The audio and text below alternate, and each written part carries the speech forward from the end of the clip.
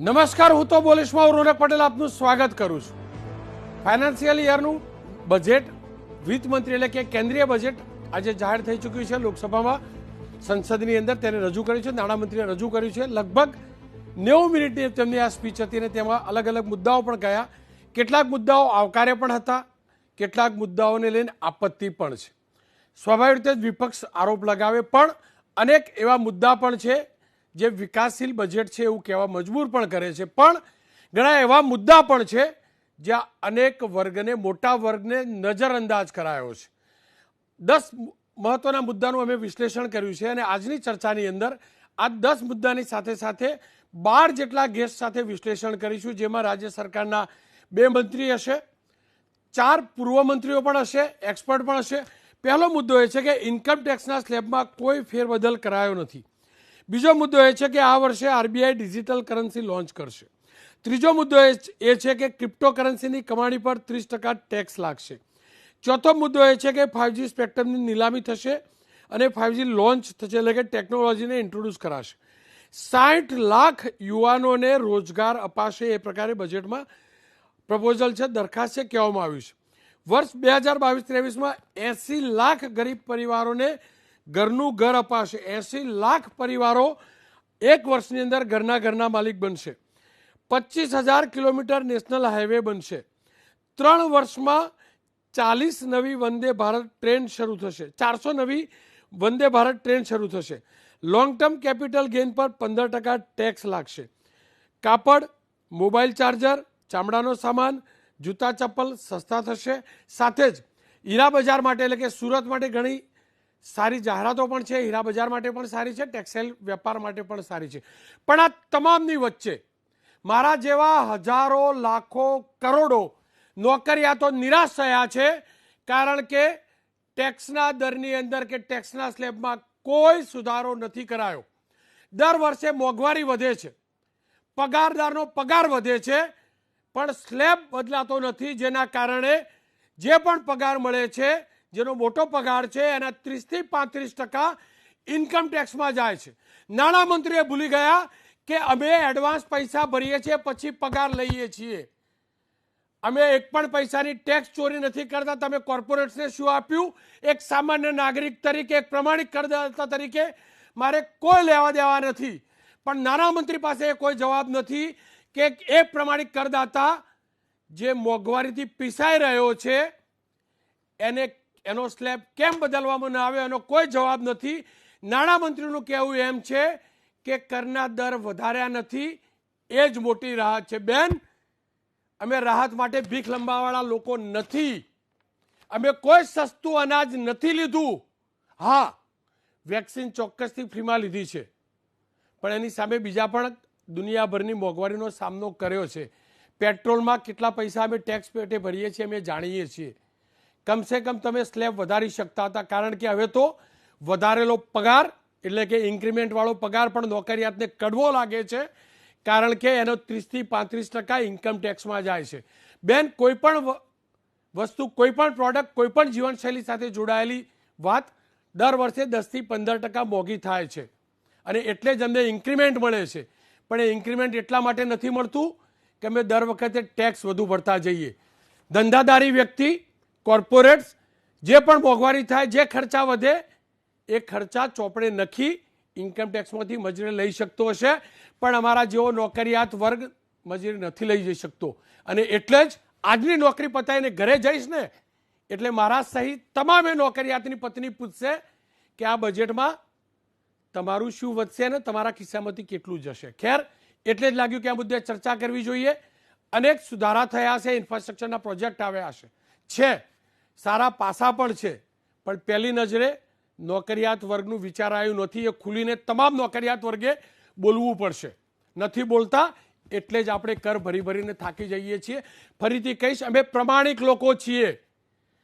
અમારા કંપનીના એક કંપની, સરકારી હોય કે ખાનગી, પગાર જમા થાય છે, એની સાથે ટેક્સ કપાય છે, અને એટલે જ અમારા તરફ તમારી નજર હોવી જોઈતી હતી. અમે દિલ્હી રજૂઆત કરવા નથી આવી શકતા, કોર્પોરેટ રજૂઆત કરવા આવતા હશે, એમના ટેક્સની અમને કોઈ લેવા દેવા નથી. ખેર, જમા અને ઉધાર પાસા બંને છે, માત્ર ઉધાર પાસા છે એવું નથી, જમા પાસા પણ હશે. મારી સાથે શક્તિસિંહભાઈ ગોહિલ જોડાયા છે, અર્થશાસ્ત્રી પણ છે, કોંગ્રેસના નેતા પણ છે.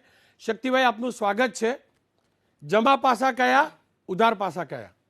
Thank you રોનકભાઈ. રોનકભાઈ, જો વાત કરીએ તો આ વખતે દેશવાસીઓની, દેશના નાગરિકોની બહુ મોટી અપેક્ષા હતી કે આ બજેટ આવશે, આપણા માટે કંઈક સારું લઈને આવશે. અને એક ખૂબ મોટી અપેક્ષા ઉપર ઠંડુ પાણી રેડવાનું કામ આ બજેટ દ્વારા કરવામાં આવ્યું છે. હું તમને કેટલાક મુદ્દાઓની વાત કરું તો જે પહેલી વાત, વારંવાર ભારતીય જનતા પાર્ટીના ચૂંટણી ઢંઢેરા જોઈ લો. વિરોધ પક્ષમાં ભાજપ હતું ત્યારે વારંવાર એ કહેતું હતું કે આપણો દેશ એ વિકાસશીલ દેશ છે. આપણો દેશ વિકાસશીલ હોવાના કારણે દર વર્ષે તમારે ઇન્કમ ટેક્સ ભરનારાનો સ્લેબ વધારવો જોઈએ. ઇન્કમ ટેક્સ જે રેટ છે એ તમારે ઘટાડવા જોઈએ, કારણ કે ડેવલપિંગ કન્ટ્રી છે. અને આ વખતે એક પણ રૂપિયાનો ફાયદો જે હું કહીશ કે પ્રમાણિક કરદાતા છે, જે કરચોરી કરી જ નથી શકતો, તમારો પગાર આવતો હશે તો એ પગાર ઓફિશિયલ પગાર આવે, તમને કંપની આપે, તમારે ફરજિયાતપણે એટલો ટેક્સ ભરવો જ પડે. એમાં કોઈ પણ પ્રકારની રાહત પર્સનલ ઇન્કમ ટેક્સ સ્લેબમાં કે રેટમાં કોઈ રાહત આપવામાં આવી નથી. બીજી વાત હું તમને કરીશ કે જીએસટી જ્યારથી અમલમાં આવ્યું ત્યારથી ક્યારેય ન લેવાયો એટલો GST, record break GST, 1,40,000 crore રૂપિયાનો જીએસટી આ દેશના નાગરિકોએ આ સરકારને પહેલી વખત રેકોર્ડ બ્રેક ભર્યો. અને એનું કારણ જીએસટીના દર જે રીતે વધારા કર્યા છે એના કારણે. એટલે કે લોકોના ખિસ્સામાંથી 1,40,000 કરોડ ગયા પછી લોકો અપેક્ષા તો રાખે ને કે ભાઈ તમે કંઈક એવું લાવો કે જેનાથી અમને ફાયદો થાય. ગઈકાલે જે ઇકોનોમિક સર્વે પાર્લામેન્ટના અંદર ટેબલ થયો, એ ઇકોનોમિક સર્વેમાં સ્પષ્ટ કહેવાયું કે આ દેશના 80% લોકો એવા છે જે મધ્યમ વર્ગ અને અપર મિડલ ક્લાસ છે. આવા 80% લોકોની જે આવક હતી એ આ છેલ્લા 2 વર્ષ દરમિયાન ઘટી ગઈ છે. આવક ઘટી, મોંઘવારી વધી અને ટેક્સના દરમાં તમે કોઈ ફાયદો ન કરો તો આ દેશનો મધ્યમ વર્ગનો વ્યક્તિ ક્યાં જશે? આપણે ત્યાં એવું કહેવાય છે કે ચાણક્યએ કહ્યું છે કે રાજ્યનું શાસન એવું હોવું જોઈએ કે જે કમંડળ જેવું હોય, જે ફટાક દઈને કમંડળ ભરાય અને એનું નાળચું એવું હોય કે એક જરૂરિયાતવાળી નાની કટોરીમાં પણ પીરસી શકાય. આવું અર્થતંત્ર રાજ્યનું હોવું જોઈએ. એટલે કે ટેક્સ તમે મોટા માણસો પાસેથી લો પણ મધ્યમ વર્ગ અને નાના લોકોને એની રાહત પહોંચવી જોઈએ. આ તો ઊંધું કરે છે કે ટેક્સ બધા પાસેથી વધારે લો, નાના પાસેથી, અને મોટા લોકો માટે આખું ખોલી આપો તિજોરીનું દ્વાર કે એ લોકોને ફાયદો થાય. કોંગ્રેસની સરકાર હતી, ઇન્ટરનેશનલ માર્કેટમાં કાચું ક્રૂડ ક્યારેય $100 પર બેરલથી નીચે ન ગયું, હંમેશા $100 થી ઉપર રહ્યું. અને છતાં પેટ્રોલ કે ડીઝલનો ભાવ ક્યારેય ₹100 નહોતો પહોંચ્યો. આ સરકારના શાસનમાં કોરોના કાળમાં તો $35 પર બેરલ થઈ ગયું હતું અને આજે પણ $100 પર બેરલ પ્રાઇસ નથી. અને એમ છતાં આ દેશવાસીને ₹100 પેટ્રોલ ડીઝલના ભાવ જોવા પડ્યા હોય એ શાના કારણે? કેન્દ્ર સરકારના કરના બોજના કારણે. ગયા વર્ષનું બજેટ તમે જોજો. આપણે જો ગુજરાતના સંદર્ભમાં વાત કરીએ તો ગયા વર્ષના બજેટમાં શું કહેવાયું હતું કે અમારું આગામી આયોજન એવું છે કે અલંગ શિપ બ્રેકિંગ યાર્ડમાં જે ઉદ્યોગ ચાલી રહ્યો છે એની શિપ બ્રેકિંગ અમે ડબલ કરવા માંગીએ છીએ. કોઈ પ્લાનિંગ નહોતું. મેં ગયા વર્ષે જ કહ્યું હતું કે તમે આ શબ્દો ખાલી બોલવા ખાતર બોલો છો, તમે પ્લાનિંગ તો બતાવો. અને આજે આ વખતના બજેટમાં અલંગ માટે એક શબ્દ પણ નથી. અને અલંગના આંકડાઓ હું આપને મોકલી આપીશ આપની ચેનલ માટે કે અલંગ શિપ બ્રેકિંગ યાર્ડ જે ચાલતું હતું એ આજે 50% જ ચાલે છે. એક વખત પ્લોટ બિનઉપયોગી થયો તો ફરી ઉપયોગમાં લેવાતો નથી. અને એના સામે બાંગ્લાદેશ હશે, પાકિસ્તાન હશે કે બીજા શિપ બ્રેકિંગ કરતા દેશો છે, એના આંકડાઓ જોશો તો ત્યાં શિપ બ્રેકિંગ જે ચાલતું હતું એનું ડબલ થયું છે, એમાં સતત વધારો થયો છે. આ સરકારની નીતિ ગુજરાતને મોટો ફટકો આપનારી, કારણ કે અલંગ એ કઈ મોટા શિપ બ્રેકરો નહીં, એના નીચે નભનારા નાના મજૂર માંડીને અનેક લોકો છે જેને ફાયદો થાય. બિલકુલ. ત્યારે ગુજરાતમાં ચૂંટણી આવે છે એટલે તમે નાની નાની બે ચાર વાતો કરો, પણ એને અનુરૂપ જો તમે જો ગોઠવણ ના કરો. આપને યાદ હશે ભારતીય જનતા પાર્ટીના મુખ્યમંત્રી ગુજરાતમાં ચૂંટણી આવતી હતી ત્યારે ભાવનગરમાં આવીને કહી ગયા હતા કે અહીંયા અમે જેમ્સ અને જ્વેલરી પાર્ક બનાવી દઈશું. એ 2007ની ચૂંટણીમાં કહ્યું હતું. આ 2021-22માં આપણે આવ્યા, જેમ્સ અને જ્વેલરી પાર્ક બન્યો નહીં. શક્તિભાઈ, આ બજેટના અંદર અનેક એવા મુદ્દાઓ છે, જેમાંનો એક મુદ્દો કહીને હું મારી વાત પૂરી કરું રોનકભાઈ. દર વર્ષે 2 કરોડ નોકરીઓ આ ચૂંટણી સમયનું પ્રમોઇસ હતું. આ વખતના બજેટમાં શું કહ્યું છે? 40 લાખ નઈ નોકરીયા હમ દેંગે. 40 લાખ નવી નોકરી તમે આપવાના છો તો એનું કોઈક પ્લાનિંગ તો હશે ને. તમે બતાવો તો ખરા કે 40 લાખ નોકરીઓ ક્યાંથી કેવી રીતે આપવાના છો, કારણ કે તમે જે અર્થતંત્રની ફાળવણીની ગોઠવણી કરી છે એમાં તો જે રોજગાર છે એ પણ ઓછો થશે, વધશે નહીં. રોનકભાઈ. બિલકુલ. શક્તિભાઈ, આપ અમારી સાથે જોડાયા બદલ ખૂબ ખૂબ આભાર. ખેર, વાત કોઓપરેટિવ સેક્ટરની કરીએ તો સહકારી ક્ષેત્ર માટે પણ ચોક્કસથી રાહતના સમાચાર પણ છે આ બજેટમાં. મારી સાથે જ્યોતિન્દ્રભાઈ મહેતા જોડાયા છે, સહકારી આગેવાન છે. જ્યોતિન્દ્રભાઈ, આપનું સ્વાગત છે. કોઓપરેટિવ સેક્ટર માટે આ બજેટમાં કયા કયા પ્રાવધાન ફાયદાકારક?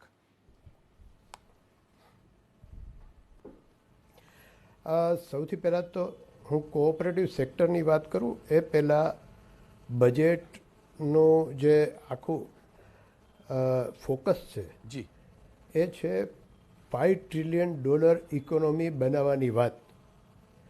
$5 ટ્રિલિયન ઇકોનોમી બનાવવી હોય તો તમારે એક મોટો જમ્પ લેવો પડે, અને મોટો જમ્પ લેવા માટે ઇન્ફ્રાસ્ટ્રક્ચર અને કેપિટલ એક્સપેન્ડિચરમાં વધારો કરવો જોઈએ.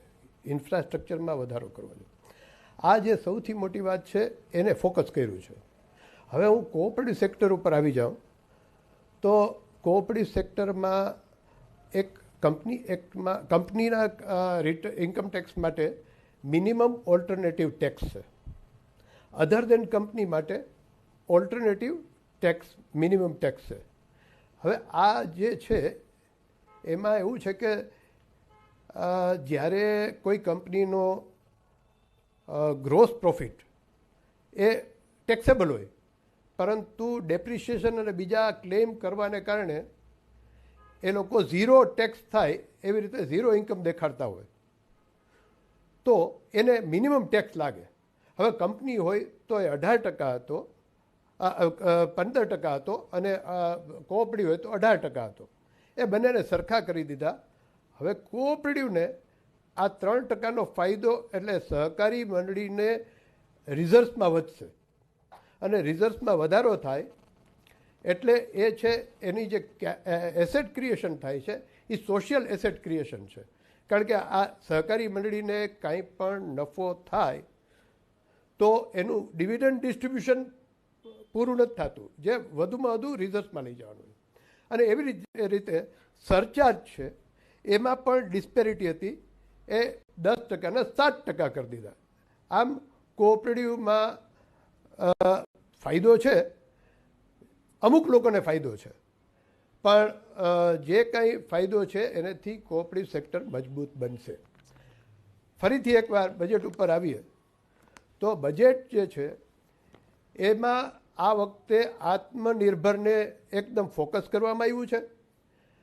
સાહેબ, સૌથી પહેલી વાત એ છે કે ટોટલ ડિફેન્સનું એક્સપેન્ડિચર છે એમાં 68% એ લોકલ ડોમેસ્ટિક સપ્લાયર પાસેથી ખરીદવામાં આવશે, અને રિસર્ચમાં પણ 25% ડોમેસ્ટિક પાસેથી એમાં વાપરવામાં આવશે, ડિફેન્સ રિસર્ચ. આ આત્મનિર્ભરનું એક જબરજસ્ત એવો એક પ્રયોગ છે. અને બજેટનો એક હેતુ હોય છે. બજેટનો હેતુ એ તમે વધુમાં વધુ ઇન્ફ્રાસ્ટ્રક્ચર કેપિટલ ઇન્વેસ્ટમેન્ટ કરો અને ઇન્ફ્રાસ્ટ્રક્ચર ડેવલપમેન્ટ થાય તો એનેથી અર્થતંત્રમાં ગતિ આવે. બિલકુલ. અને અર્થતંત્રમાં ગતિ આવે તો લોકો પાસે પૈસા આવે એટલે વાપરે અને ફરીથી ડિમાન્ડ વધે. આ આખું એ બજેટનું ફોકસ છે. જી, એટલે હું એમ માનું છું કે જે $5 ટ્રિલિયન આ જે સપનું છે જી. એને પૂરું કરવા માટેનું આ બજેટ બિલકુલ. છે. જીતેન્દ્રભાઈ, આપ અમારી સાથે જોડાયા બદલ ખૂબ ખૂબ આભાર. ખેર, મારી સાથે પટેલ સાહેબ જોડાયેલા છે. વિષ્ણુભાઈ પટેલ સાહેબ, તમારી જોડેથી એ જાણવા માંગીશ, મધ્યમ વર્ગને આ બજેટમાંથી શું મળી રહ્યું છે, અને જેમ મેં શરૂઆતમાં કહ્યું ઇન્કમ ટેક્સવાળી વાત, આપ શું માનો છો? શું કારણ રહ્યું કે મધ્યમ વર્ગ એટલો ફોકસ ન રહ્યો? ખાસ કારણ એવું છે કે છેલ્લા 2 વર્ષમાં સરકાર આર્થિક પ્રશ્નો ખૂબ સહન કરી રહી છે. જે કોરોનાનો કાળ છે એની સાથે સાથે ખેડૂત આંદોલનો પણ સાથે સાથે ચાલ્યા છે. એટલે સરકાર જોડે આવકના સોર્સિસ બહુ નથી એવું સરકાર માને છે. એટલે જે ઇન્કમ ટેક્સનો જે સ્લેબ છે એમાં એના માટે કોઈ પરિવર્તન કરવામાં ના આવ્યું. ખરેખર જોઈએ તો મધ્યમ વર્ગ માટે, જે નોકરિયાત વર્ગ છે એના માટે એટલીસ્ટ ઇન્ફ્લેશન જેટલું વધારે હોય અથવા ઇન્ફ્લેશન જેટલું વધે એટલો સ્લેબ ભૂતકાળમાં દરેક બજેટમાં વધતો હતો, પરંતુ આ બજેટમાં વધારી શક્યા નથી. એટલે આ જે ખોટ પડી છે એ ખોટ સરભર કેવી રીતે કરવી એના માટે મોટાભાગનો જે ફોકસ છે એ આત્મનિર્ભરના જે જુદા જુદા પ્રોજેક્ટની ડોમેસ્ટિક ઇન્ડસ્ટ્રીઝ છે એને કેમ બચાવવી, એને કેમ સપોર્ટ કરવો, અને એમાંથી જે ટેક્સેશનનો આવક કે જીએસટીની આવક કે જે પણ આવક છે એના ઉપરથી આખું બજેટ ફ્રેમ કરવામાં આવ્યું છે. એટલે આપ જોશો તો કેપિટલ ગુડ્સનું જે ઇમ્પોર્ટ હતું એમાં ભૂતકાળમાં ઘણી એવી સ્ટ્રેટેજિક આઇટમો હતી કે જે એક્ઝમ્પશનમાં હતી, એના ઉપર 7.5% ટેક્સ નાખ્યો. એ સિવાયની અમુક જે સ્ટ્રેટેજિકલી ખરેખર જરૂર છે આજે એવી ઇન્ડસ્ટ્રી અથવા એવી મશીનરી અથવા એવી ટેકનોલોજી માટે ફક્ત 0% રાખ્યો છે. એટલે ત્યાંથી પણ એક આવક લીધી છે. સાથે સાથે ફાર્મર એટલે કે ખેડૂતોને જે પેકેજ આપવાનું હતું એ પેકેજ જે એમએસપીની બહુ જ ડિમાન્ડ થઈ છે, આપ જોઈ શકો છો ભૂતકાળના જે આંદોલનોમાં. એટલે 2,37,000 કરોડ રૂપિયા એમએસપી એટલે કે ખેડૂતોની પાકનું ખરીદ કરવા માટેનું એક બજેટ એલોકેટ કરવાનું હતું. એટલે આવા બધા વિષય લઈ અને હું માનું છું કે મધ્યમ વર્ગને આનો કોઈ લાભ મળ્યો નથી. ખરેખર ઇન્ફ્લેશન જેટલો પણ જો સ્લેબનો વધારો કર્યો હોત તો એ ચોક્કસપણે આવકારદાયક હોત. એટલે એવું કહી શકું કે મધ્યમ વર્ગ માટે એટલું બજેટ બહુ ખુશ કરે એવું નથી. ખેર, આપ જોડાયેલા રહેજો, કેમ કે તમામ વખતે બજેટનું વિશ્લેષણ જયનારાયણભાઈ વ્યાસ કરતા હોય છે. જયનારાયણભાઈ વ્યાસ રાજ્ય સરકારમાં મંત્રી રહી ચૂક્યા છે. જયનારાયણભાઈ વ્યાસ ભારતીય જનતા પક્ષ સાથે જોડાયેલા નેતા છે. આવો સાંભળીએ આ બજેટનું વિશ્લેષણ જયનારાયણભાઈએ કેવી રીતે કર્યું. જયનારાયણભાઈ, નમસ્કાર, આપનું સ્વાગત છે. આપ તો અર્થશાસ્ત્રી છો અને તમામ બજેટના પહેલુંને સારી રીતે વિશ્લેષણ પણ કરો છો. આ બજેટથી મધ્યમ વર્ગને શું મળ્યું, અને ખાસ કરીને જે ઇન્કમ ટેક્સના સ્લેબમાં કોઈ બદલાવ નથી કર્યો તેનાથી નોકરિયાત વર્ગને શું ફાયદો અથવા શું નુકસાન, શું કરવાની ગુંજાઈશ હતી જે આ બજેટમાં જોવા ન મળી? નથી બદલ્યો એનું કારણ માત્ર માનસિક બ્લોક સિવાય હું બીજું ગણતો નથી. કારણ કે એમાં નાના મોટા કન્સેશન આપ્યા હોત, સ્લેબ થોડો વધાર્યો હોત, બીજા ડિડક્શનમાં કન્સેશન આપ્યા હોત, તો મને લાગે છે કે સામાન્ય માણસને કંઈક રાહત લાગત. એને આ બધું જે છેલ્લા 3 વર્ષથી અનુભવ તો આવે છે એમાં કંઈક કોક મલમ પટ્ટા કરનાર છે તેવું લાગત. અનફોર્ચ્યુનેટલી એ અપેક્ષા હતી, એ અપેક્ષામાં ઊણું ઉતર્યું છે કેન્દ્રીય બજેટ. એના કારણે સામાન્ય માણસ, આપ જુઓ સર્વે જે ચાલે છે એમાં લગભગ પોણા ભાગના વોટર્સ એ લોકો નિરાશ છે એવી વાત કરે છે. જયનારાયણભાઈ, મધ્યમ વર્ગ બહુ મોટો વર્ગ છે અને સૌથી વધુ મધ્યમ વર્ગ પીસાતો હોય છે. તો મારે એ જ જાણવું છે કે આ બજેટની અંદર મધ્યમ વર્ગ માટે શું કરવાની જરૂર હતી અને નાણામંત્રીએ મધ્યમ વર્ગના એ કયા મુદ્દાને સ્કીપ કર્યા અને તે પાછળનું કારણ શું હોઈ શકે? પહેલો પ્રશ્ન, પાછળનું કારણ શું હોઈ શકે, જરા સરળ છે જવાબ આપવાનો. એ પાછળનું કારણ મારા મત પ્રમાણે વાસ્તવિક ગ્રાઉન્ડ રિયાલિટીથી પરિચયનો અભાવ અને સંવેદનશીલતાનો અભાવ, આ 2 વસ્તુ હું મુખ્ય ગણું છું. કારણ કે એવી મોટી કંઈ આઉટલેટ નહીં થઈ જતે. થોડા કન્સેશન ઇન્કમ ટેક્સમાં આપ્યા હોત, સ્લેબ વધાર્યું હોત અને બીજી રીતે બેલેન્સ કરી દીધું હોત, તો માણસને કંઈક રાહત જેવું લાગતે. એ નાણામંત્રી એમની જે જિદ્દી વલણ હોય છે ને, આ નહીં કરવું એટલે નહીં જ કરવું, મને લાગે છે નાણામંત્રીના જિદ્દી વલણના કારણે થયું હશે અને એ સિવાયનું બીજું કોઈ કારણ નથી. ઇનફેક્ટ લોકોની અપેક્ષા હતી ને હું માનું છું ત્યાં સુધી એક ટેક્સ પેયર તરીકે આપણી બધાની અપેક્ષા હતી કે કંઈ નહીં, છેલ્લા 3 વર્ષથી કશું નથી મળ્યું તો આપણને કંઈક તો મળશે આ વખતે. પણ એ કમનસીબે ચડતી ઇકોનોમીમાં એ અપેક્ષા આપણે નિરાશ થવું પડ્યું છે. જયનારાયણભાઈ, બજેટની સ્પીચમાં કેન્દ્રીય નાણામંત્રીએ એમ પણ કહ્યું કે 60 લાખ લોકોની રોજગારીની તકો અપાશે, એટલે કે 60 લાખ બેરોજગારોને રોજગાર અપાશે. આપે શું ઓબ્ઝર્વેશન, આપનું ઓબ્ઝર્વેશન શું રહ્યું? શું એ પ્રકારના કોઈ પ્રાવધાન છે જેના કારણે 60 લાખ નવી રોજગારીઓ ઉત્પન્ન થશે અથવા તો તકો ઉત્પન્ન થશે, નવી જનરેટ થશે રોજગારી, કે પછી આ પેપર પૂરતી જાહેરાત માત્ર જ છે? આપનું આકલન શું કહે છે? હું માનું છું કે આ એક કોઈકના મનમાં આવેલો તુક્કો અથવા અનુમાન છે.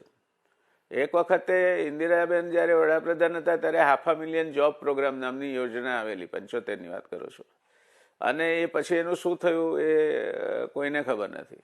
એવી વચ્ચે વચ્ચે આ જે સરકારો હોય છે ને એમને જે પ્રમાણે હવા ચાલતી હોય તે પ્રમાણે પતંગ ચગાવવાનો શોખ હોય છે. એટલે આ ક્યાંથી તમે ઊભી કરવાના, તમારી ઇન્કમ પોટેન્શિયલ જે છે એ તો ઘટતો જાય છે કમ્પેરેટિવલી બીકોઝ ઓફ ઓટોમેશન અને અધર રીઝન્સ. તો તેવા સમયે તમે કઈ નોકરીઓની વાત કરો છો? પહેલાં તો આપણે એ સમજવું પડશે કે કઈ નોકરીની વાત કરીએ છીએ આપણે. સરકારી નોકરીઓની વાત કરીએ છીએ, કોઈ સ્ટ્રક્ચર જોબ હોય કોર્પોરેટ હાઉસીસમાં એની વાત કરીએ છીએ, કે પછી તમે સર્વિસ સેક્ટર છે એમાં નોકરીઓ હશે તેની વાત કરો છો? I think this government must present a white paper and come out clean કે તમે કઈ નોકરીની વાત કરો છો તો વાત કરો. તમે કઈ સરકારમાં નોકરી આપી શકવાના નથી, let us be honest and ફેર. તો પછીની વાત રહી કોર્પોરેટ સેક્ટર. કોર્પોરેટ સેક્ટર પણ ઓટોમેશનમાં જઈ રહ્યું છે, ત્યાં પણ કંઈ એવી એકદમ નોકરીની તકો વધી જાય એવું છે નહીં. એટલે only sector that can provide you additional job opportunities એ સેવાકીય ક્ષેત્ર અથવા તો સર્વિસ સેક્ટર છે. હવે એના તમારા અનુમાનો શું છે અને કેટલી નોકરીઓ છે, એટલીસ્ટ આઈ થિંક આ દેશના નાગરિકને એનો બ્રેકઅપ જાણવાનો તો અધિકાર છે. ખેર, ભાજપના જ નેતા અને પ્રખર અર્થશાસ્ત્રી ગણાતા જયનારાયણભાઈએ રોજગારી મુદ્દે સવાલ ઉઠાવ્યો છે. જે જાહેરાત કરાઈ છે 60 લાખ રોજગારી આપવાની, એના ઉપર સવાલ ઉઠાવ્યો છે. ત્યારે મને લાગ્યું કે આ જ મુદ્દે રાજ્ય સરકારના શ્રમ રોજગાર મંત્રી સાથે વાત કરવી જોઈએ. મેં વાત કરી છે શ્રમ રોજગાર મંત્રી બ્રજેશ મિર્ઝા સાથે. બ્રજેશભાઈ નમસ્કાર, આપનું સ્વાગત છે. નાણામંત્રીશ્રીએ આજે કહ્યું કે 60 લાખ નવી રોજગારી આ વર્ષમાં ઉત્પન્ન થશે આ બજેટના કારણે. એવા કેવા પ્રાવધાન તમને લાગી રહ્યા છે કે 60 લાખ નવી રોજગારી ઉત્પન્ન થઈ શકે? નમસ્કાર રોનકભાઈ. આજે કેન્દ્રના આદરણીય નાણામંત્રીશ્રીએ જે બજેટ રજૂ કર્યું છે એમાં આત્મનિર્ભર ભારત અને એને અંતર્ગત ઉદ્યોગોને મદદ કરવા માટે નેશનલ સ્કિલ ડેવલપમેન્ટનો પ્રોગ્રામ અને આત્મનિર્ભર ભારતમાં જે રીતે 16 લાખથી વધુ પણ રોજગારીની તકો નિર્માણ કરવાની જે પ્રાવધાન કરવામાં આવ્યું છે એમાં ગુજરાત તો રોજગારી આપવામાં પ્રથમથી જ અગ્રીમ હરોળમાં રહ્યું છે અને કેન્દ્રના આ પ્રાવધાનને કારણે ગુજરાતને આ રોજગારીની દિશામાં વધુ વેગવંતુ બનાવવામાં અમે સૌ ખભે ખભા મિલાવીને કાર્યરત રહેશું. અને બીજું, આ બજેટમાં ઉડીને આંખે વળગે એવી બાબત વાઇબ્રન્ટ વિલેજ કાર્યક્રમ છે. આપ જોઈ શકો છો કે આજે ગ્રામ સચિવાલય અને ત્યાં ગામડામાં બેઠા બેઠા ગામડાના નાગરિકોને એમને જે કંઈ જે સુવિધાઓ મળવી જોઈએ એ માટે અમારું પંચાયતી તંત્ર કાર્યરત છે. એટલે આવા છૂટાછવાયા અને મર્યાદિત કનેક્ટિવાળા જે ગામો છે એના વિકાસમાં અને એમાંય ખાસ કરીને સરહદી ગામો છે ત્યાં આ વાઇબ્રન્ટ વિલેજ કાર્યક્રમથી ખૂબ સારી સુવિધા ઉપલબ્ધ થશે અને આ પ્રવૃત્તિ માટે વધારાનું ભંડોળ પણ પૂરું પાડવામાં આવશે એ એક આવકાર્ય બાબત છે. સાથોસાથ કનેક્ટિવિટી વિકેન્દ્રિત રિન્યુએબલ એનર્જીની જોગવાઈ છે એ ખૂબ એક અલગ પ્રકારની જોગવાઈ છે. અને રોજગારીની સાથોસાથ દરેકને આવાસનો જે આદરણીય પ્રધાનમંત્રીશ્રીનો જે સ્વપ્ન છે અને એ દિશામાં એ સ્વપ્નને સાકાર કરવામાં માટે પણ મારા હસ્તકના જે હાઉસિંગ અને ગ્રામ વિકાસ કાર્યક્રમ છે એમાં પણ અમે જે લક્ષ્યાંક ભારત સરકારે આપ્યો છે એ ફળીભૂત કરવા માટે અમે પૂરેપૂરી કમર કસીશું. ખેર સ્વાયત્ત શ્રમ રોજગાર મંત્રીને પણ અપેક્ષા છે અને ખાસ કરીને હાઉસિંગ જે ગરીબોને આવાસ આપવાની વાત છે સારી યોજના છે અને ખરેખર અત્યાર સુધી સફળ પણ થઈ છે. ઘરનું ઘર યોજના ચૂંટણી સમયે કોંગ્રેસ શબ્દ લઈ આવેલી ગુજરાત ચૂંટણીમાં પણ સાચા અર્થમાં હવે ઘર મળી રહ્યા છે એ પણ હકીકત છે. ખેર એની સાથે નીતિનભાઈ પટેલ જોડાયા છે, વિષ્ણુભાઈ પટેલ પણ જોડાયા છે, ભરતભાઈ ચૌધરી પણ જોડાયા છે અને ક્રિપ્ટોકરન્સી મુદ્દે વાત કરવા માટે સ્નેહલભાઈ ધનવાણી જોડાયા છે. સ્નેહલભાઈ, આપનું સ્વાગત છે. જો આ ક્રિપ્ટોકરન્સીનો વ્યાપાર તો બહુ ટાઈમથી ચાલતો હતો, આપણે બધા જાણતા હતા, પણ હવે તો સરકારે 30% ભરો એટલે ઇનડાયરેક્ટ અથવા તો ડાયરેક્ટ હું જાજુ સમજી નથી શકતો, કારણ કે અમે દેશી માણસ છીએ, રૂપિયાનો પગાર લેવાવાળા લોકો છીએ. મારે એ જ જાણવું છે કે તમારા લોકો માટે કેટલા મોટા અને સારા સમાચાર? Thank you very much. ABP viewers અને જે બી આપણને અત્યારે જોઈ રહ્યા છે, હું બધાને વેલકમ કરું છું. ક્રિપ્ટોકરન્સી એક લોંગ સબ્જેક્ટ ચર્ચાનો રહ્યો છે છેલ્લા ખાસા ટાઈમથી આપણા ઇન્ડિયાની અંદર. ખાસ કરીને જ્યારે આનું ટ્રેડિંગ અને ચલણ એક યુદ્ધમાં ચાલુ થયું છે, યુથ જનરેશનમાં, તો ઘણા બધા આને લઈને એક સવાલ જવાબ રહેતા હતા કે ભાઈ આ કેવી રીતે કરવાનું, ઇન્વેસ્ટમેન્ટ કેવી રીતે કરાય, આના ઉપર ટેક્સેશન કેવી રીતે છે, આ લીગલ છે કે નહીં, આ બેન તો નહીં થઈ જાય. આને લઈને ઘણા બધા એક સ્પેક્યુલેશન યાની કે ઘણા બધા એક લોકો અનુમાન લગાવી રહ્યા હતા. બટ આજે જ્યારે આપણા ફાઇનાન્સ મિનિસ્ટરે આ ડિક્લેર કર્યું યા જ્યારે એમને પ્રેઝન્ટ કર્યું કે ભાઈ 30% ટેક્સ કરવામાં આવે છે, તો આ એક બહુ સારો મૂવ છે, એક બહુ મહત્વનો મૂવ છે આપણા એક કન્ટ્રીને આગળ લઈ જવા માટે. અને આનાથી એમને ખાસ કરીને એક ચીજ કીધી છે જે આપણે સમજવાની જરૂરત છે કે એમને આરબીઆઈને ડાયરેક્ટ એ લોકો કરી રહ્યા છે, આરબીઆઈ ને એ લોકો ઇન્સ્ટ્રક્શન આપી રહ્યા છે. એ લોકો ઈચ્છે છે કે આરબીઆઈ એક પોતાની એક સેન્ટ્રલ બેંક ડિજિટલ કરન્સી, જેનું નામ છે સીબીડીસી જેને કહેવાય છે, તો એક રૂપિયાને એક ડિજિટલ કરન્સીમાં કન્વર્ટ કરીને આને એક રેકોગ્નિશન આપીને આને એક ટ્રાન્ઝેક્શનમાં આ લોકો યુઝ કરવા માંગે છે.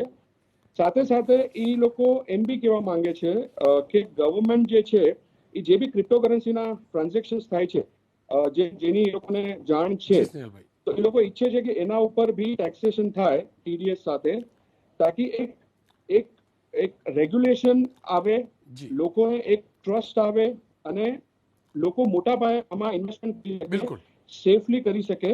અને એક એવું મીડિયમ એ લોકો લાવવા માંગે છે કે જેને એક ગવર્મેન્ટનું બેકિંગ બી મળે, એટલે લોકોના ઇન્વેસ્ટમેન્ટ બી સેફ થાય. સ્નેહલભાઈ, આપ અમારી સાથે જોડાયા બદલ ખૂબ ખૂબ આભાર. ખેર હવે નીતિનભાઈ સાથે વાત કરીશું. નીતિનભાઈ, આપનું ખૂબ ખૂબ સ્વાગત છે. બજેટ સ્પીચ જોઈ હું શોધતો હતો ટેક્સવાળું. અમારા જેવા નોકરિયાત માણસ, નીતિનભાઈ આપ જાણો છો, પગાર જમા થાય અને જે પણ ખાતામાં જમા થાય ટેક્સ કપાઈને જમા થાય. મોંઘવારી વધે આપ પણ જાણો છો નીતિનભાઈ, 10-15%, 12% જે પણ. અમને એમ હતું કે કદાચ સ્લેબ વધારાશે, રેટ ભલે એનો એ રહે પણ સ્લેબ લઈ જવાશે. આપ શું માનો છો, કેમ અમારા જેવા નોકરિયાત વર્ગને નજરઅંદાજ કરાયો હોઈ શકે?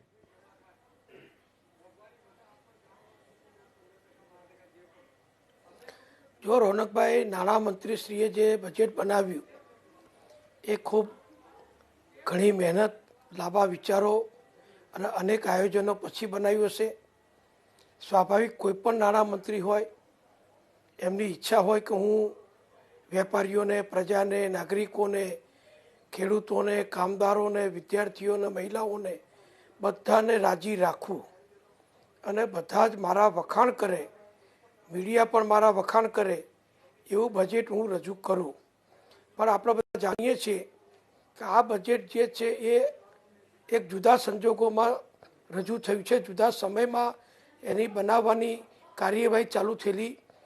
કોરોનાના કારણે દેશમાં લોકડાઉન, ઉદ્યોગ ધંધા વેપારમાં શરૂઆતના વર્ષોમાં જે પ્રતિબંધો આવ્યા, નિકાસમાં તકલીફ થઈ, જે રો મટીરિયલ પરદેશથી આવવું જોઈએ આપણા ઉદ્યોગો ચલાવવા માટે એ સમયસર ન ચાલ્યું. આપણા લાખો શ્રમિકોને જે શ્રમ બંધ રહ્યો, રોજગારી બંધ રહી, આવક બંધ રહી, એવા સમયે સરકારે અબજો રૂપિયાનો ખર્ચો કરી અને બધાના ઘર ચલાવ્યા છે. વિના મૂલ્યે રેશનિંગની દુકાન ઉપરથી કરોડો નાગરિકોને મહિનાઓ સુધી ભારત સરકારે અનાજ આપ્યું. આમ જે આપણે અત્યારે વેક્સિનેશન ચાલે છે એ પણ આખા દેશમાં 150 કરોડ લોકોને અપાઈ ચૂક્યા છે ડોઝ, અને એ પણ બધું વિના મૂલ્યે છે. હોસ્પિટલોનું અપગ્રેડેશન બધું તમે જાણો છો. ત્યારે આ બધા ખર્ચા કાઢવા, ઉદ્યોગ ધંધાને બેઠા કરવા, શ્રમિકોને ગરીબોને મદદરૂપ થવું અને દેશનું અર્થશાસ્ત્ર ચલાવવું, બજેટ બનાવવું, આ બધાની વચ્ચે મર્યાદાઓમાં રહી અને નાણામંત્રીશ્રીએ દેશનો વિકાસ પણ કરવો હતો.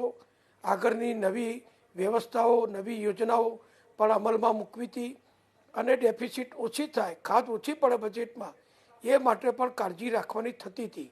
એટલે કદાચ શક્ય છે કે એમની ઈચ્છા હશે, નહીં હોય એવું તો ના હોય, પણ ઈચ્છા હોવા છતાં એ એમને અમલ નથી કરી શક્યા, એ વાત સાચી છે. નીતિનભાઈ, ખાસ કરીને ખેડૂતની આવક ડબલ કરવાની વાત હતી, સરકારનો કટિબદ્ધતા હતી અને વારંવાર આપણે આ સાંભળ્યું પણ છે. 2022માં ડબલ આવક કરવાની. 2022નું આ વર્ષ ચાલી રહ્યું છે, ફાઇનાન્શિયલ યર પણ એ જ શરૂ થવા જઈ રહ્યું છે 22-23. એવા કયા પ્રાવધાન છે જેના કારણે ખેડૂતની આવક વધી શકે અને ગ્રામીણ વિસ્તારનો ખરેખર વિકાસ થાય?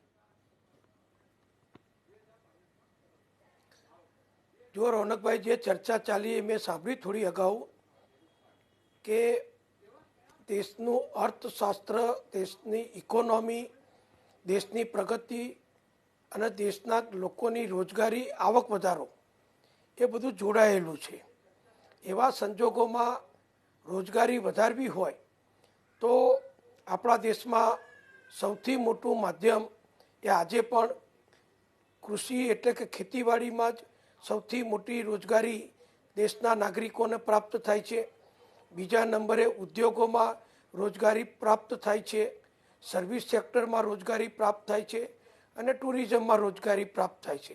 આ બધા રોજગારી વધારતા, ઉપલબ્ધ કરતા અને ચાલુ રાખતા આ માધ્યમો છે.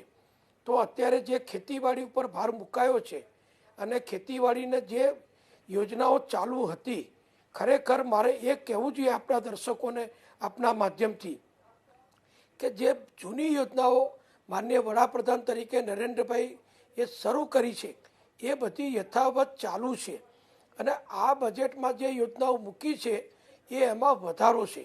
એટલે જૂની યોજનાઓ સતત ચાલુ રહે તો એનાથી પણ રોજગારી વધવાની, એનાથી પણ લોકોની આવક વધવાની.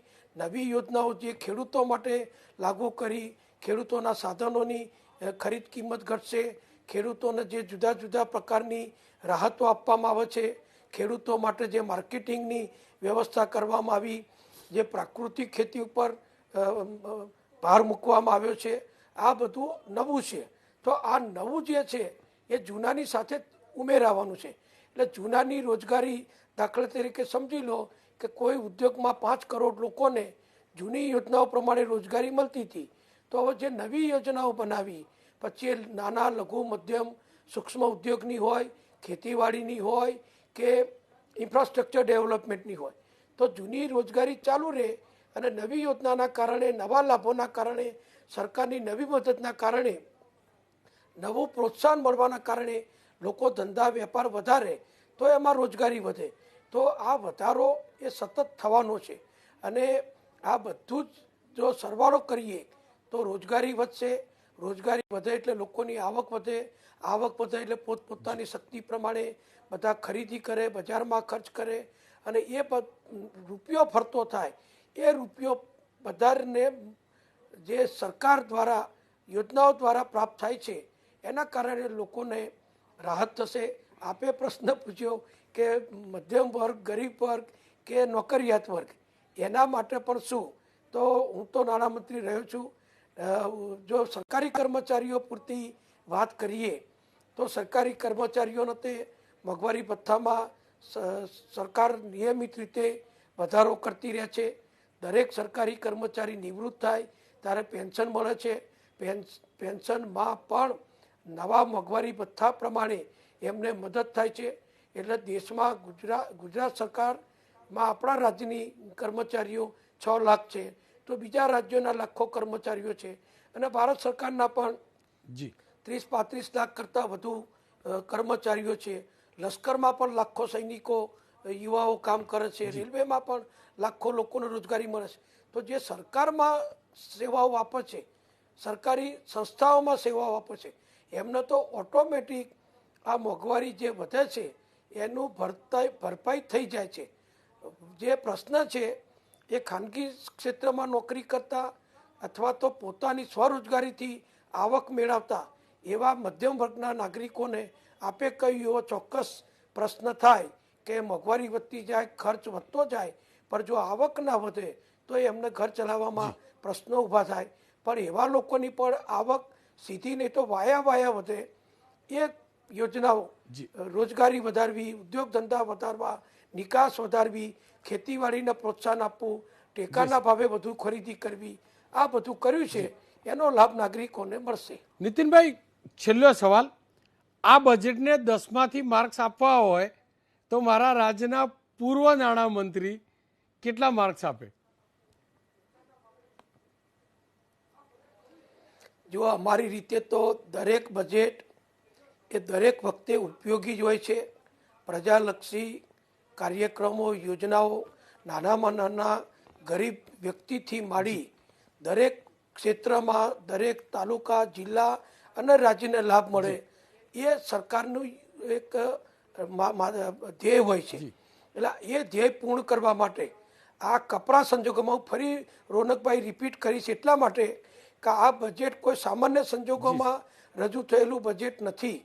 આ મહામારીમાં રજૂ થયેલું, મહામારીના સંજોગો પછી રજૂ થયેલું, મહામારીની પરિસ્થિતિમાં સરકારે જે આવકો ગુમાવી છે, જે બીજા નવા ખર્ચા વધ્યા છે, એ બધાને ધ્યાનમાં રાખીને બનાવવું પડતું આ બજેટ છે. એટલે પૂરેપૂરો પ્રયત્ન વડાપ્રધાન નરેન્દ્રભાઈએ અને નાણામંત્રી નિર્મલાજીએ કર્યો છે એવો મારો અભિપ્રાય છે. નીતિનભાઈ, આપ અમારી સાથે જોડાયા બદલ આપનો ખૂબ ખૂબ આભાર. ખેર, હવે વાત કરીશું ખેડૂતની. ખેતી માટે ચોક્કસથી યોજનાઓ છે ને ખાસ કરીને ઓર્ગેનિક ખેતીને વધુ પ્રાધાન્ય આપવાનો પ્રયાસ પણ થઈ રહ્યો છે. રાસાયણિક ખાતર ઓછું વપરાય એ પ્રકારનો પણ પ્રયાસ છે. એટલે એ પ્રકારની યોજનાઓને વધુ પ્રોજેક્ટ પણ કરાય છે. મારી સાથે ભરતભાઈ ચૌધરી જોડાયા છે. ભરતભાઈ, બજેટ જાણ્યું હશે, સાંભળ્યું હશે, અમે ટીવી ઉપર બતાવ્યું, થોડું ઘણું તમે સાંભળ્યું હશે. ઓવરઓલ કેટલા ખુશ છો એ કહી દો.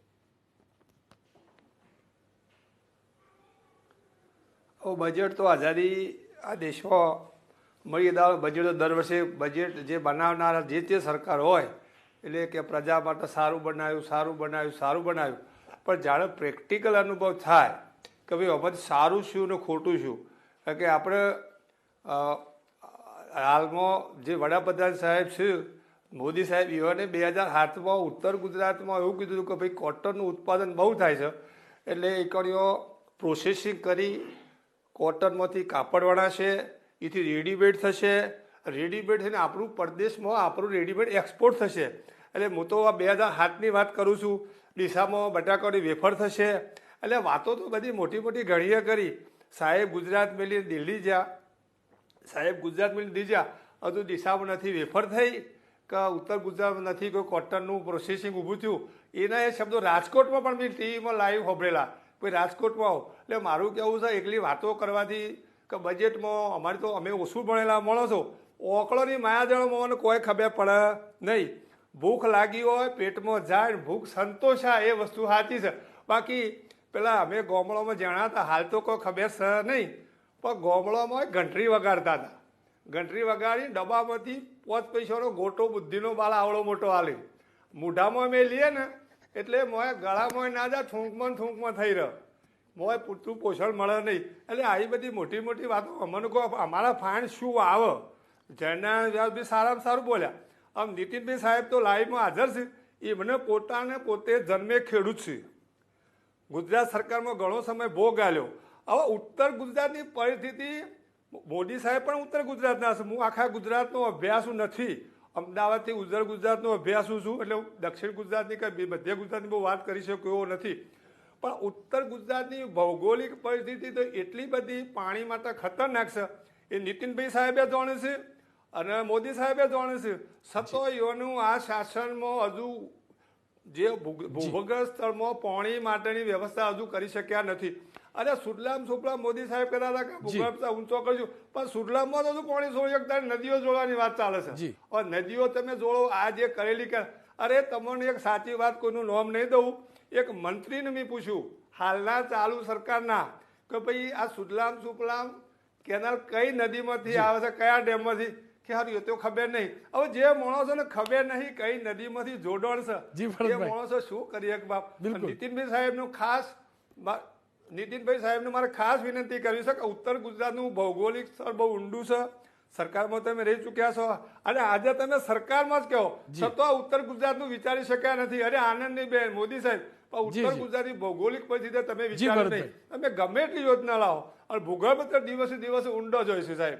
એક મિનિટ, અને અમારા એક જ થોભલામાંથી વીજળી નીકળે, આ બાજુ વીજળી હોર્સ પાવર ને પેલી બાજુ વીજળી મીટર વાળી. હવે ખેડૂતનું ઉત્પાદન ખર્ચનો વિચાર કરો. આ બાજુ જે ઘઉં પોક વચમાં વાડે જો થોરની, આ બાજના ઘઉં સસ્તા પાક, આ બાજના મોંઘા પાક. એટલે વીજળીમાં તમારે 3 ભાવ છે. તમે આજની તારીખે વાતો ખેડૂતના વિકાસની, વીજળીનો તો એક ભાવ કરો. આજે પંજાબમાં મફત છે, હરિયાણામાં 15 રૂપિયા છે, અરે ઉત્તર પ્રદેશમાં 175. તો ગુજરાતમાં મોદી સાહેબ 2008માં મોંઘામાં મોંઘી વીજળી કરીને જયારે વિકાસની વાતો કરી એમાં હરના ઉતરે સાહેબ. બિલકુલ. અને આ બધા જે પ્રયોગો તમારો જી ભરતભાઈ, આપ અમારી સાથે જોડાયા બદલ ખૂબ ખૂબ આભાર. કેમ કે બજેટનો જ મુદ્દો છે અને સમયનો પણ અભાવ છે.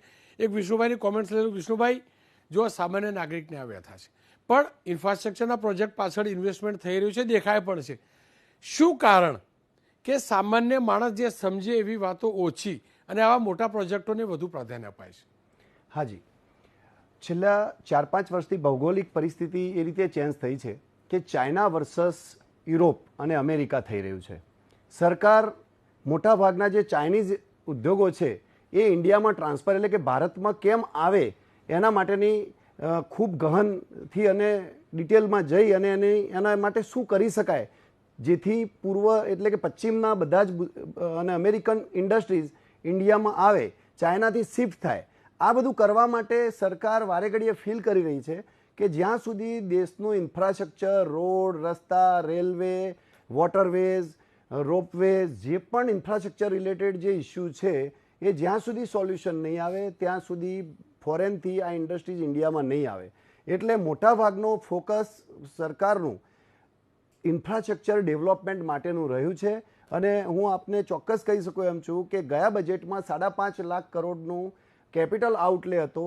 આ બજેટમાં 7.5 લાખ કરોડનો કેપિટલ એક્સપેન્ડિચર સરકાર કરવા જઈ રહી છે. એટલે કે ગયા વર્ષથી આ વર્ષે 35% વધારે બજેટ એલોકેટ કેપિટલ એક્સપેન્ડિચર માટે કર્યું છે.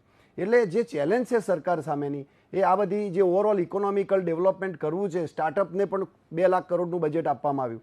MSME પાછળ પણ એટલો જ ખર્ચો કરવા જઈ રહ્યા છે. 25,000 કિલોમીટરના હાઈવે ડેવલપ કરવા છે. લોકલ જે સ્ટેટ સાથે હમણાં જે નવી યોજના આવી ગતિ શક્તિ યોજના, એની અંદર આ વર્ષે 1 લાખ કરોડ જે તે સ્ટેટની એટલે કે રાજ્ય સરકારોને 1 લાખ કરોડ રૂપિયા ફાળવ્યા છે કે જેથી સ્ટેટના જે જીડીપીના જે બજેટ સ્ટેટનું હોય એ સિવાય એના જે ડ્રોઈંગ પાવર હોય રિઝર્વ બેંક ઓફ ઇન્ડિયામાંથી એના કરતાં પણ બીજા 1 લાખ કરોડ રૂપિયા વધારે ડ્રો જે તે રાજ્ય સરકાર કરી શકશે.